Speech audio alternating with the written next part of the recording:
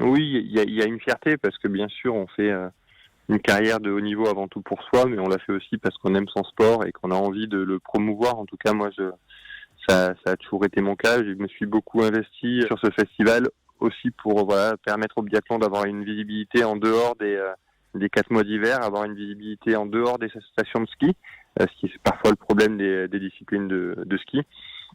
Donc c'est une vraie fierté, une fierté peut-être encore plus grande d'avoir une génération derrière qui prend le relais et qui fait en sorte que ce qui a été créé ne se perde pas. Qui a dit que c'était véritablement la fin de l'été? En tout cas, côté événement, on n'est pas en manque entre l'UTMB, les championnats du monde de VTT au Jet et également le Tour de l'Avenir qui va passer par notre région vendredi. Et puis la semaine prochaine, direction donc Annecy pour la 3e édition du Martin Fourcade Nordic Festival. Bon qui mieux que Martin Fourcade pour en parler avec nous. Bonjour Martin. Bonjour. Avec nous donc pour parler ce jeudi 25 août de ce bel événement, 3e édition. Martin, c'est quand même une affaire qui roule du coup. Ouais, 3e édition, la première dans des conditions à peu près normales, après une première année forcément où on se met en œuvre pour lancer et pour créer un événement, une seconde édition qui a été annulée à cause du Covid, une 3e édition qui a été aussi perturbée à cause du Covid.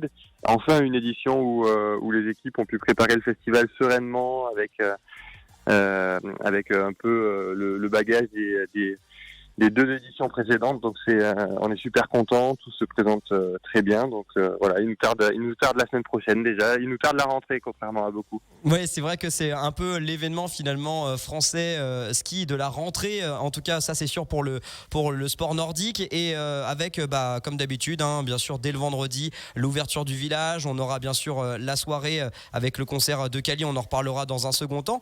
Et puis au programme du biathlon, bien sûr avec un pas de tir et du ski de fond. Justement, Martin, vous avez encore réussi à utiliser très bien votre carnet d'adresses. Encore du très très beau monde au départ de cette 3e édition. Ouais, du très beau monde. Je pense qu'il y a d'autres atouts à faire valoir sur la région qui font envie aux athlètes que le carnet d'adresses, mais c'est sûr qu'un passif de skieur et 15 ans de contact aide un peu pour faire venir les meilleurs athlètes mondiaux, notamment chez les femmes. On a une start list de rêve avec Marthe Reuseland, avec Dorothée Avireur, avec bien sûr les Françaises. Il nous tarde d'y être. Quentin Fillon-Maillet, bien sûr, qui sera aussi la figure de proue des courses masculines. Il a dominé la saison dernière, donc très heureux moi de pouvoir accueillir tous ces anciens camarades. J'oublie pas bien sûr les skieurs de fond qui seront aussi très nombreux avec 4 des 5 meilleurs mondiaux sur la course masculine. Donc je suis très heureux de la starting list qu'on a pu mettre en place. Et bien sûr aussi sur le concert un artiste que j'adore, donc je suis un organisateur comblé pour l'instant.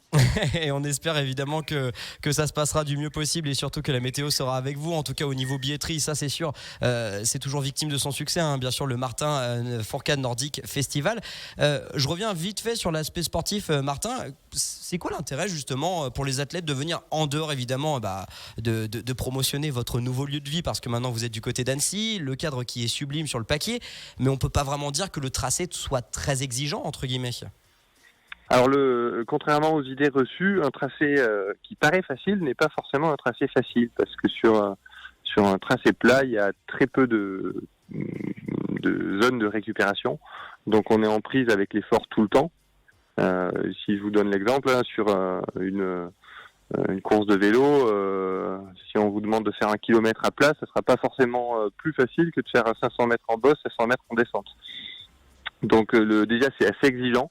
Qu'est-ce qui fait envie aux athlètes? Il y a plusieurs choses.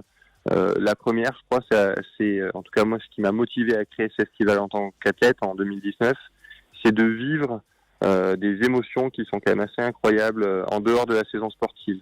On est dans un partage avec le public. On n'est pas lié par les mêmes enjeux que l'hiver, où on a beaucoup de pression, où on est assez cadenassé dans des schémas d'équipe. Là, on va partager un moment avec nos adversaires, on va pouvoir échanger avec le public, et c'est vraiment moi ce qui m'a motivé à créer l'événement, et je suis persuadé que la plupart des athlètes qui viennent ici, c'est avant tout pour vivre ce genre d'émotion. D'un point de vue sportif, c'est assez important pour les athlètes de pouvoir valider bientôt maintenant 4 mois de préparation. L'été se termine pour eux aussi. C'est un gros bloc, notamment avec les mois de juillet et d'août qui sont en général les plus gros mois en volume pour les athlètes.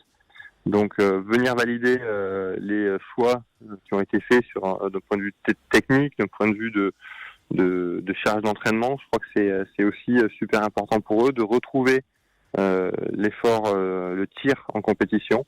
Et je crois que c'est tout ce genre de choses qui fait que les athlètes ont envie de se déplacer et répondre présent. Il y a aujourd'hui 3 grosses compétitions dans le monde qui permettent cette confrontation aux athlètes. Le Blink Festival en Norvège début août, les championnats du monde d'été cette semaine en Allemagne, et puis le Martin Fourcade Nordic Festival la semaine prochaine à Annecy. Ouais, tout à fait. On le disait donc avec de magnifiques têtes d'affiche. Donc le public va bien sûr se régaler une nouvelle fois. Martin, justement, vous n'y êtes pas pour rien, bien sûr, pour la popularité du biathlon. On pouvait même se poser une question légitime si après votre retraite, les Français auraient toujours cette incointance. Est-ce qu'il y a une fierté justement d'avoir rendu ce sport si populaire, Martin, et ça se voit notamment avec l'affluence de votre festival en plein été au final? Oui, il y a une fierté parce que bien sûr on fait une carrière de haut niveau avant tout pour soi, mais on l'a fait aussi parce qu'on aime son sport et qu'on a envie de le promouvoir. En tout cas, moi, ça a toujours été mon cas. Je me suis beaucoup investi auprès des médias notamment pour faire en sorte que le biathlon puisse être diffusé en clair sur la chaîne L'Équipe. C'était en 2015. Je me suis aussi beaucoup investi sur ce festival aussi pour permettre au biathlon d'avoir une visibilité en dehors des 4 mois d'hiver, avoir une visibilité en dehors des stations de ski, ce qui est parfois le problème des disciplines de ski.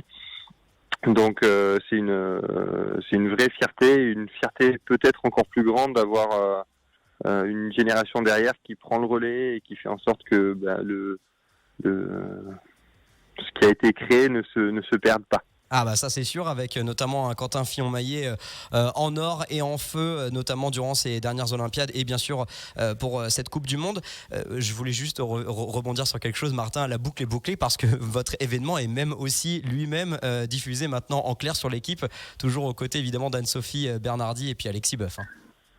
Ouais, on a besoin de diffuseurs pour faire vivre un événement comme ça, on a besoin de partenaires aussi qui soient locaux ou nationaux, donc je remercierai jamais assez tout le monde de s'investir pour ce festival, et on va avoir la chance, au-delà des compétitions dont on a parlé, d'avoir un événement qui vit sur les 3 jours avec un village des marques qui est ouvert, gratuit et accessible à tous sur les 3 jours de l'événement, avec des animations, avec des signatures d'autographes de la part des athlètes, avec des cadeaux de la part des partenaires. Donc voilà, c'est un événement qui se veut participatif, qui ne se veut pas un événement d'initiés, de personnes qui sont passionnés de biathlon. Voilà, le but c'est d'ouvrir la discipline à tout le monde, de montrer qu'on est un beau sport avec des belles valeurs et de les partager avec tout le monde. Donc on le disait vendredi, bien sûr, le concert de Cali qui est pyrénéen, je crois, de mémoire en plus.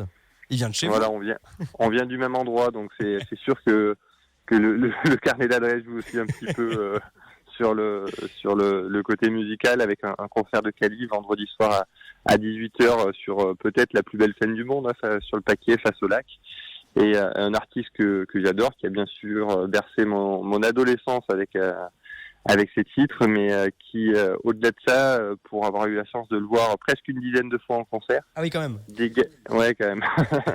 Dégage une énergie qui est assez magique. Voilà, si vous aimez Cali et que vous ne l'avez jamais vu en concert, c'est absolument à faire, et il reste des places pour le concert, donc n'hésitez pas. Voilà, il y a la groupie du pianiste, maintenant il y a la groupie de Cali, Martin Fourcade. Donc samedi, on le disait, le jour des compétitions. Dimanche, ce sera plutôt une journée d'initiation avec notamment des courses enfants, un biathlon running. Vous pouvez retrouver bien sûr tout le programme sur le site du Martin Fourcade Festival. Faut surtout pas hésiter. Et puis Martin aussi, on pouvait se dire que depuis 2 ans maintenant après la retraite, est-ce que vous alliez pas un petit peu vous ennuyer, mais au final vous êtes au four et au moulin entre votre événement. On voit aussi, pour ceux qui suivent vos réseaux sociaux, que vous profitez bien de la région, très très sportif encore votre été et votre hiver aussi, avec beaucoup de ski de randonnée. Vous avez bien raison d'en profiter maintenant, Martin. Et puis aussi le fait que maintenant vous êtes un acteur essentiel des Jeux Olympiques de Paris 2024, puisque vous êtes président de la commission des athlètes. Ça consiste à quoi, ce nouveau rôle ? C'est un rôle que j'ai depuis 2018 qui consiste à accompagner le comité d'organisation des Jeux Olympiques et Paralympiques de Paris 2024 pour faire en sorte que l'expérience des athlètes soit la meilleure possible. Pour faire simple, ne rien oublier pour que les Jeux se passent bien pour les athlètes français et étrangers, que le village olympique corresponde aux besoins des athlètes, que les transports correspondent à leurs besoins aussi. Donc voilà, c'est une tâche qui est assez vaste, mais c'est un projet qui est assez magique, qui est un très beau projet qui voilà, je vous disais qu'il me tarde la rentrée, mais il me tarde encore plus, je crois, l'été 2024 avec cette chance unique d'avoir les Jeux Olympiques et Paralympiques dans notre pays. C'était il y a 100 ans la dernière fois, et je crois que pour tous les amoureux de sport, ça va être une aventure et une expérience incroyable. Ouais, donc on se doute évidemment eh bien de la façon dont vous êtes impliqué dans ce projet. En termes d'olympisme, vous y connaissez un petit peu, Martin Fourcade, donc vous nous rassurez, vous ne vous ennuyez pas à la retraite. Non, je m'ennuie pas avec voilà, c'était l'idée de pouvoir profiter un peu plus des activités sportives, et on a une belle région pour le faire, de pouvoir passer plus de temps en famille et de pouvoir aussi m'investir dans les projets qui me tiennent à cœur. Le Nordic Festival en est un, mais les Jeux Olympiques et Paralympiques de Paris 2024 le sont aussi. Eh ben merci en tout cas d'être venu nous raconter tout ça au micro de Radio Mont Blanc dans l'équipe des vacances. On vous souhaite évidemment une bonne fin d'été, Martin. Vivement la neige et surtout vivement le Martin Fourcade Nordic Festival du 2 au 4 septembre. Bon événement, Martin. Merci. À bientôt, au revoir.